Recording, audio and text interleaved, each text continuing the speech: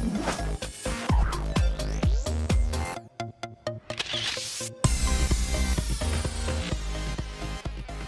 Friends. तो last video में मैंने आपको ये 3 सिलेक्शन टूल्स के बारे में बताया था। तो इसमें मैंने आपको एक चीज़ दिखाना भूल गया कि हमने जितना एरिया सिलेक्ट किया उसको वापस अनसिलेक्ट कैसे करते हैं। तो यहाँ पे मैं फिर से सिलेक्ट कर रहा हूँ। तो ये देख रहे हो आप, इतना एरिया सिलेक्ट हो गया। अब इसको अनसिलेक्ट करने के लिए राइट क्लिक और ये डिससिलेक्ट पे हम क्लिक करेंगे तो ये एरिया वापस अनसिलेक्ट हो गया। अभी हम पूरे इमेज में काम कर सकते हैं। इसका शॉर्टकट की है वो है कंट्रोल डी, डिससेलेक्ट करने के लिए। तो मैंने जैसे कंट्रोल डी दबाता हूँ तो इतना एरिया वापस अनसेलेक्ट हो गया। ये मूव टूल है। तो मूव टूल क्या करता है, वो एक कोई सिलेक्टेड पार्ट को एक जगह से दूसरी जगह पे ले जाता है। मैं आपको इसका एग्जांपल दिखाता हूँ। जैसे कि ये हमारा एक इमेज है, मैं सिलेक्शन टूल के ज़रिए इतना पार्ट सिलेक्ट करता हूँ। अब मूव टूल को सिलेक्ट करके मैं इस सिलेक्टेड एरिया को एक जगह से दूसरी जगह कहीं पे भी ले जा सकता हूँ। तो अब देख रहे हो यहाँ पे ये इतना एरिया डिलीट हो गया और ये अब ये हमारा सिलेक्टेड एरिया, वो हम कहीं पे भी इसको मूव कर सकते हैं। तो मैं इसको जहाँ चाहूँ वहाँ पे रख सकता हूँ। तो ये मूव टूल इसलिए सिलेक्ट है, लेकिन मूव टूल ये सिर्फ सिलेक्टेड एरिया पे ही काम नहीं करता। मूव टूल है वो टेक्स्ट पे भी काम करता है। जैसे कि मैंने यहाँ पे लिखा सेव ट्री, ये हम लिखते कैसे हैं वो मैं आपको दूसरे वीडियो में दिखाऊंगा। तो फिलहाल मैं मूव टूल के बारे में बता रहा हूँ। तो ये मूव टूल सेलेक्ट किया, मैं ये सेव ट्री की मैसेज को कहीं पे भी मूव कर सकता हूँ। जहाँ पे मैं रखना चाहूँ उसको मैं रख सकता हूँ मूव टूल के ज़रिए। और हम कोई इमेज को भी इसे मूव कर सकते हैं। जैसे कि मैं एक कोई इमेज अपलोड करता हूँ, तो मैंने ये एप्पल का लोगो लिया, इसको छोटा कर देते हैं। तो अब मैं मूव टूल के ज़रिए इस एप्पल के लोगों को जहाँ भी रखना चाहूँ वहाँ पे रख सकता हूँ। जैसे कि मैं इसको पेड़ पे लटका भी सकता हूँ और नीचे न्यूटन के लिए गिरा भी सकता हूँ एप्पल को। तो मूव टूल है वो एक जगह से दूसरी जगह पे ऑब्जेक्ट को मूव करने के लिए यूज़ होता है। तो अब मैं आपको दिखाना चाहता हूँ अंडू के बारे में। तो मैं आपको दिखाता हूँ अंडू क्या है और कैसे करते हैं। तो मैं ब्रश लेके ऐसे कोई ड्राइंग बना रहा हूँ। तो मैं लाइन ड्रॉ कर रहा हूँ, 1 2 3 4। अब मुझे लग रहा है ये चौथी लाइन है, वो मुझे नहीं चाहिए, 3 ही सही है। तो मैं कंट्रोल Z दबाता हूँ तो ये आखिरी लाइन है वो चली गई।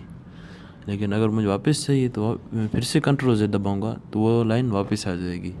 यानी जैसे कंट्रोल Z दबाऊँगा तो हमारा जो लास्ट काम है वो चला जाएगा और दूसरी बार दबाएंगे तो वो वापस आ जाएगा। लेकिन अगर मुझे ये लाइन नहीं चाहिए और तीसरी भी लाइन नहीं चाहिए तो उसके लिए मुझे दबाना होगा कंट्रोल अल्टर Z। तो आपने देखा वो भी चली गई। फिर से मैं कंट्रोल अल्टर Z दबाऊँगा तो उससे पहला का काम है वो निकल जाएगा।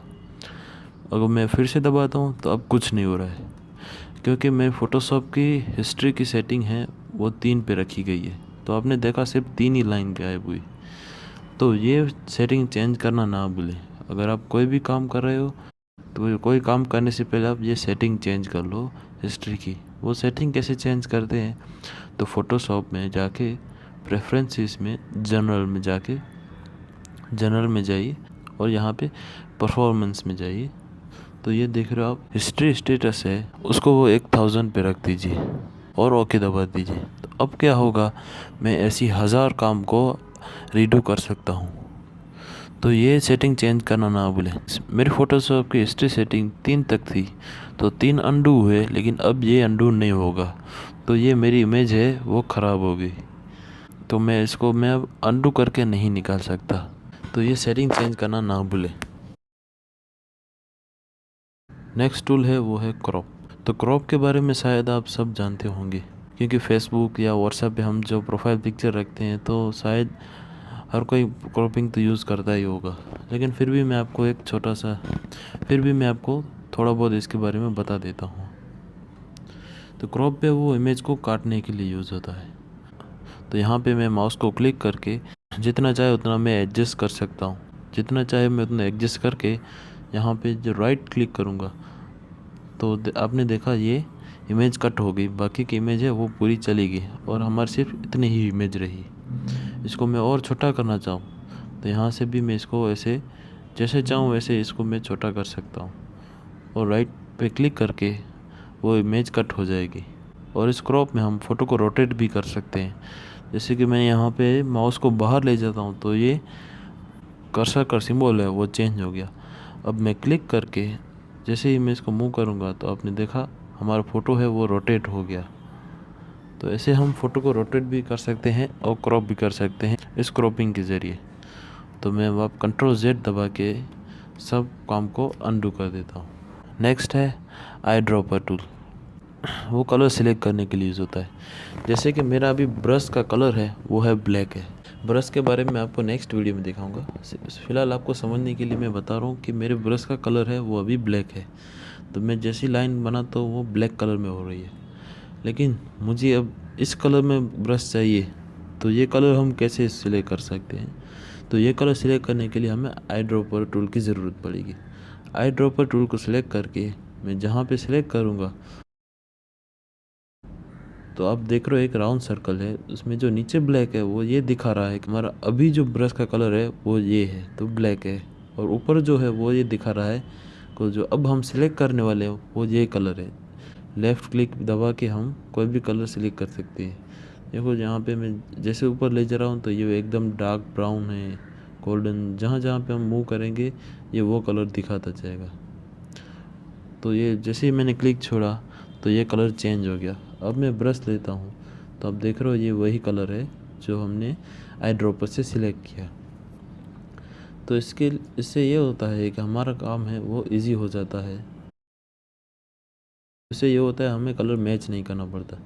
जैसे कि ये पेड़ का कलर है वो ब्लैक नहीं है, तो मैं यहाँ से इसको मैं ब्लैक कलर सेलेक्ट करके ब्रश से कलर करता हूँ तो आप देखो बहुत अलग हो जा रहा है। आई ड्रॉपर टूल से यहाँ का कलर सेलेक्ट करके अब मैं इसको कलर करूँगा तो देख रहे हो अब ज़्यादा डिफरेंस नहीं आ रहा है। तो ज़्यादा डिफरेंस नहीं आ रहा है, थोड़ा बहुत है डिफरेंस है, वो शेड के हिसाब से। ऊपर ज़्यादा ब्लैक है और नीचे ब्राउन है तो वो शेड के हिसाब से आ रहा है, लेकिन ब्लैक के जितना डिफरेंस नहीं आ रहा है। तो आई ड्रॉपर इस तरह कलर सिलेक्शन के लिए यूज़ होता है। तो इस वीडियो को लाइक करें और कमेंट करें, और कमेंट्स में आप मुझे कुछ भी पूछ सकते हो, और चैनल सब्सक्राइब करें मेरे दूसरे वीडियोज़ के लिए। Thank you.